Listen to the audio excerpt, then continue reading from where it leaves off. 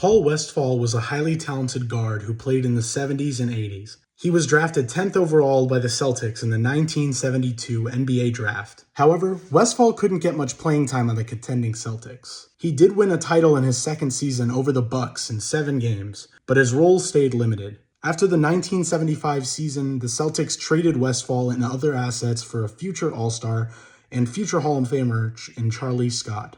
Westphal's scoring increased from 9.8 points per game in 1975 to 20.5 points per game in his breakout 1976 season. He also averaged 2.6 steals per game and finished with the second most steals in the league that season. He also led the Phoenix Suns to their first finals appearance in franchise history. They lost to the Celtics, ironically, in an epic 6-game series, which featured the greatest game ever played in Game 5, which went to 3 overtimes. In that game, Westphal put up 25 points on an efficient 55% from the field, and he secured a steal in double overtime, which saved the game for Phoenix. Westphal was a great scorer and a strong passer, as he would average 23 points and 6 assists per game over his next 4 seasons in Phoenix. In that time, he was selected to 4 All-Star games and 4 All-NBA teams, of which 3 were first-team selections.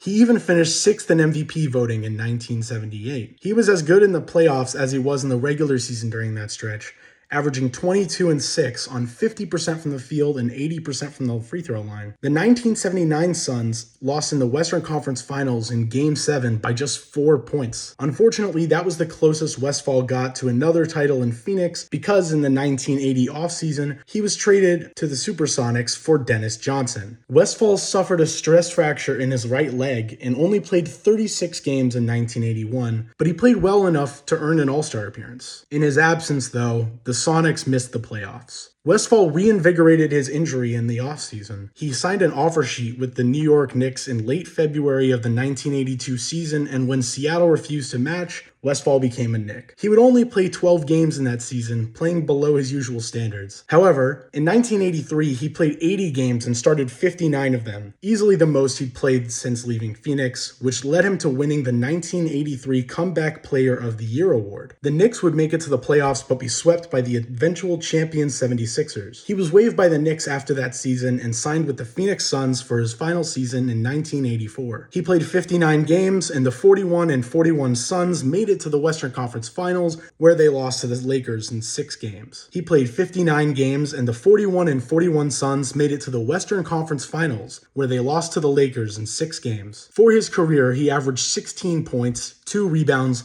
4.4 assists, and 1.3 steals. He was a 1-time champion, a 5-time All-Star, a 4-time All-NBA selection, and his number 44 was retired by Phoenix. He would coach for 23 of the next 31 seasons after retirement, of which 15 were in the NBA. Westphal passed away on January 2nd, 2021. Rest in peace to a true NBA legend.